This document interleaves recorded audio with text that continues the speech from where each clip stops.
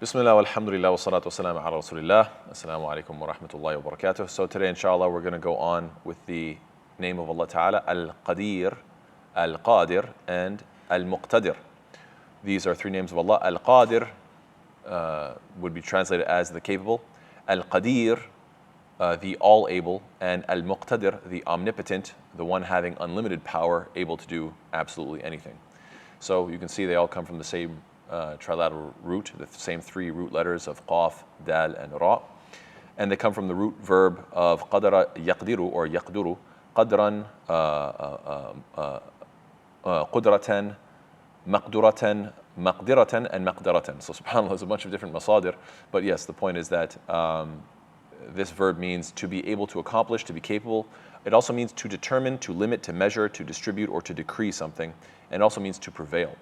So all this is implied. Now, in terms of the name of Allah, Al-qadeer, this is the ism fa'il, which means, the capable.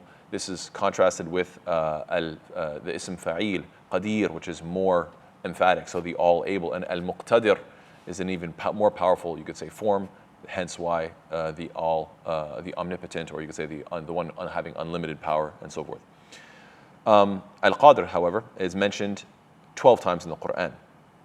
And the context you find them in, you find that Allah Ta'ala is talking about how He's capable. He's all capable of sending signs, proofs, evidences, how He's capable of sending rain, how He's capable of sending punishments and punishing the disbelievers, how He's able to replace those who disbelieve with people that are better than them, how Allah Ta'ala is capable of giving life and death, that's mentioned a few times, also even recreating the fingerprint Allah Ta'ala mentions, and He's capable of developing the child in the womb, capable of returning the dead to life, and so forth. You find these are the contexts in which this name is mentioned. I'm not going to go through all of them, it would take too long. But one beautiful hadith narration which mentions this name of Allah, Al-qadeer, one of the hadith that you find this story mentioned is the story of the last man to enter paradise, in which Allah subhanahu wa ta'ala, the Prophet ﷺ tells us that the last person who, after being punished for so long, he's the last one to get out, and he will be taken out of the fire, and he'll be, you could say, near paradise, and then he'll be asking, can I have just a little bit more? And he keeps on asking one thing after the other. It's a lengthy hadith, but ultimately it culminates with this individual saying, وَيَقُولُ يَا ابْنَ Adam. Allah Ta'ala will finally say, oh, son of Adam, مَا يَصْرِينِي مِنْكَ. What is going to bring an end to your requests of me? أَيُرْضِيكَ أن أعطيك الدنيا ومثلها معها. Would you be satisfied if I were to give you this whole world and the double of it, or twice as, double it? Basically two full planets of just, pleasures and joy and, dominion, and you be the master, if you will, you be the king, etc. قال يا رب أتستهزئني أتستهزئ مني وأنت رب العالمين. He says, and then this man, he responds, says, O Lord, are you mocking me when you are the Lord of the worlds? Subhanallah. فَضَحِكَ Ibn Mas'ud. So the narrator, Ibn Mas'ud, he starts laughing, and he says, won't you ask me why I'm laughing? And then they say, okay, why are you laughing? And he says, well, this is how the Prophet, he laughed as well. And he asked, won't you guys ask me why I'm laughing? And they asked, okay, yes, why? He says, min ضِحْكِ رَبِّ الْعَالَمِينَ, because the Lord of the worlds laughs. When this abd is saying, oh Allah, are you mocking me? Are you making fun of me? That Allah Ta'ala laughs in a way that befits His majesty, of course. حين قال أتستهزئ مني وأنت رب العالمين. He laughed at the fact that this person said this, and so Allah Ta'ala responds and says, إني لا أستهزئ منك ولكني على ما أشاء قادر. That Allah Ta'ala says, I am not mocking you, rather I am the one who does whatever He wills, and I'm capable over everything. So this name of Allah, Al-qadeer, is mentioned, that Allah Ta'ala is saying, look, I'm not mocking you, I can do whatever I want. I am qadir, I am able to do whatever I want. So, subhanAllah, this is the context from Quran and Sunnah. Then we have the name of Allah, Al-qadeer. Al-qadeer is on the fa'il pattern, more, you could say, hyperbolized. It occurs 45 times in the Quran. So this is mentioned a lot. So Allah Ta'ala is emphatically stating and stressing that Allah Ta'ala isn't capable of everything. And this is, why would it be mentioned this many times? Clearly because this needs to be repeated. It needs to be really honed in on, and really needs to enter into the heart of the human being, that sometimes we doubt these things, we have weaknesses in our iman, and Allah Ta'ala is really placing this in our hearts and mentioning over and over and over again to make sure that it gets drilled into the mind, inshallah Ta'ala. 35 times it's mentioned in the sentence of ala kulli shay'in qadir. So like wallahu ala kulli shay'in qadir, or wa huwa ala kulli shay'in qadir, that Allah Ta'ala is over all things capable, over all things able, over all things powerful. 4 times it's mentioned next to the name of Allah, Al-Alim, Al-Alim Al-Qadeer.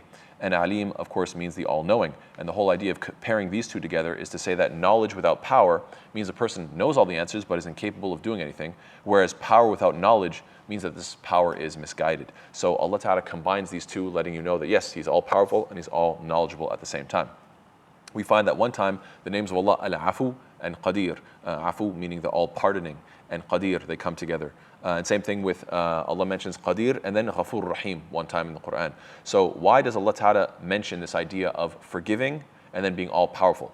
Because it could be the case that somebody doubts and says, you know what, maybe God forgives, maybe God lets our sins go, maybe God is not punishing us. Why? Because He's not capable of taking us to account. And the answer is no, I'm fully capable to take you to account. I'm fully capable of punishing the wicked.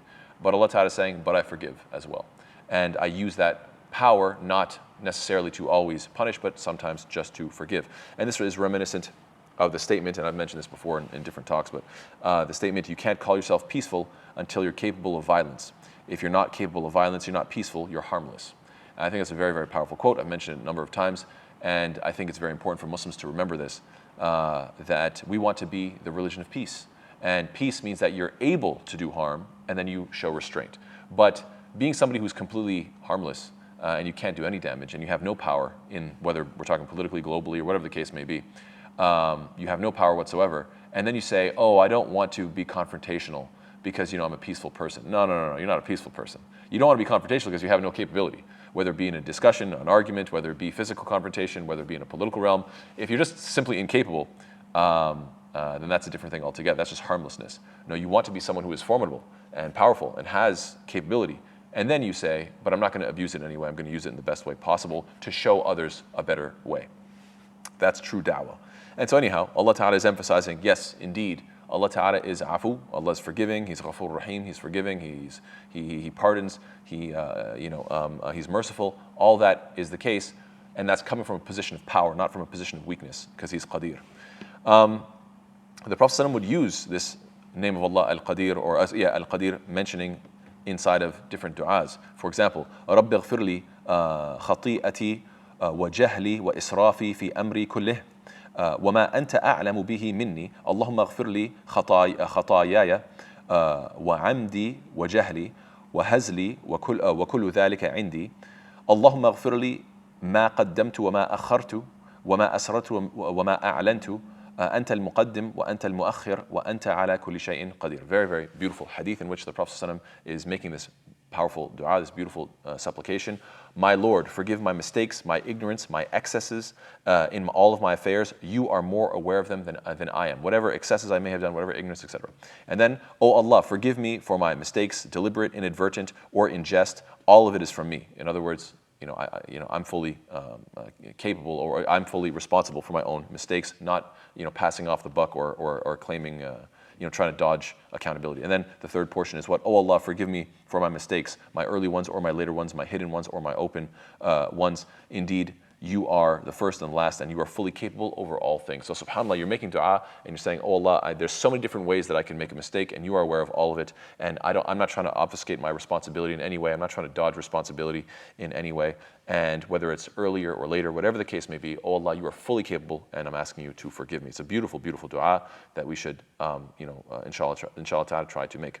And then as for the name of Allah, Al-Muqtadir, this occurs 4 times in the Quran. Once, when mentioning how life is a brief test, Allah says, وَضْرِبْ لَهُمْ مَثَلَ الْحَيَاةِ الدُّنْيَا كَمَاءٍ أَنزَلْنَاهُ مِنَ السَّمَاءِ فَاخْتَلَطَ بِهِ نَبَاتُ الْأَرْضِ فَأَصْبَحَ هَشِيمًا تَذْرُهُ الرِّيَاحُ وَكَانَ اللَّهُ عَلَى كُلِّ شَيْءٍ مُقْتَدِرًا. That Allah says, and present to them the example of this worldly life, being like rain, which we send down from the sky. And the vegetation of the earth mingles with it, and then it becomes dry remnants scattered in the wind. And Allah is over all things perfect in His ability. So muqtadira here is translated as perfect in ability, describing Allah Ta'ala's full capability of what? I created you, I made you grow to full form, then you got withered, then you got old, and then you passed away and you become dust. That whole process, I was capable and I was able and I was controlling every single aspect of it. The second ayah is in which Allah Ta'ala says what? He's showing the punishment of the disbelievers to the Prophet ﷺ. Allah says, أَوْ نُرِيَنَّكَ الَّذِي وَعَدْنَاهُمْ فَإِنَّا عَلَيْهِمْ مُقْتَدِرُونَ. Or whether, Allah is mentioning that, or whether it's possible that we show you that which we have promised them. Indeed, we are perfect in ability. In other words, Allah Ta'ala is reassuring the Prophet ﷺ that they are attacking you, they're mocking you, they're mistreating you, but I am perfect in my ability to exact a punishment against them. Then we have Allah Ta'ala describing the severity of Allah's punishment when He says, كَذَّبُوا بِآيَاتِنَا كُلِّهَا فَأَخَذْنَاهُمْ أَخْذَ عَزِيزٍ مُقْتَدِرٍ. They denied our signs, all of them, so we seized them with a seizure of one who is Aziz, mighty in power, and Muqtadir, perfect in his ability. In other words, Allah Ta'ala is describing here how, these people, they were so arrogant and so proud. Allah Ta'ala is saying, well, you should get a taste of my punishment. And these people, they got a taste of my punishment and see that it's coming from someone who is truly Aziz. You think of yourself as having izzah and honor and power. Allah is truly Aziz, and Allah Ta'ala has true power. He is Muqtadir, He is perfect in His ability. And the final one is so beautiful, subhanAllah. It's the very last ayah of Surah Al-Qamar, in which Allah Ta'ala says, فِي مَقَعَدِ صِدْقٍ عِنْدَ مَلِكٍ مُقْتَدِرٍ. Allah Ta'ala is describing the believers and how they are going to be in seats of honor near Al-Malik, the sovereign, who is Allah Ta'ala, and Muqtadir, the perfect in His abilities. So then the question is, how does Allah Ta'ala describe this perfect ability of His? There's so many examples in the Quran of Allah Ta'ala describing how He has the power to create from nothing, be and it is, the diversity in His creation, making things in pairs, sending rain, growing the crops, developing the human beings in the womb, sending guidance to whoever He wills, giving dominion to who He wills, giving victory to the believers, punishing the disbelievers when He wills, how He wills, and He controls death and He establishes judgment day. All this is, of course, fully within Allah Ta'ala's power. So the question then is, how is these names of Allah, Al-qadeer, Al-qadeer, Al-muqtadir, how should they apply to me? How should they have an impact on me? The first and most obvious, I think, is you should have faith in qadar. Allah Ta'ala has His decree. Allah Ta'ala knows the future, what's going to happen. This makes us patient during hard times. This makes us grateful in good times. This makes us trust Allah in all times. This gives us a sense of humility. No matter what happens, we don't get arrogant and say, oh, this was because of me. Rather, you have humility. This prevents jealousy, because naturally, when a person sees that, oh, this, somebody else, my neighbor, my friend, whatever, they're so successful, but what about me? Why don't I have that level of success?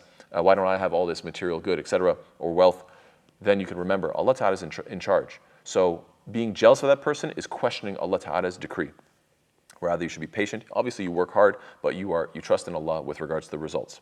And it makes us stop wondering what if. This whole concept of lo, which means if. We know that the Prophet said what?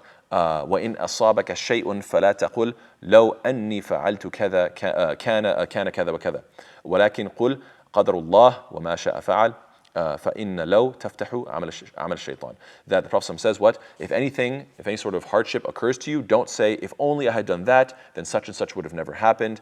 Rather, you should say, this is Allah's decree and He does whatever He wills. Because indeed, this low, it opens up the gates of shaitan, that it opens things up for the possibilities for shaitan to play with your head. So in other words, this is the beauty of iman and belief in qadar, that you stop doubting and questioning, well, what if I, just turned left instead of right, or what if I didn't shake that person's hand who, got me sick, or whatever the case is, or, what if I didn't go here or didn't do that? No, you should say, whatever happened, and you continue moving forward. Another effect that these names should have on you is that even though we don't have control over this dunya, we do have control over our intentions. So we should be very careful to say, okay, Ya Allah, I can't control the results, but I can control what I intend to do, and I'm going to intend to do the best for your sake, and I'm going to trust in you by making Salat al-Istikhara. Salat al-Istikhara, I don't want to go through the entire hadith, it's a long one, but it's a very beautiful hadith for those who are aware of it, and I suggest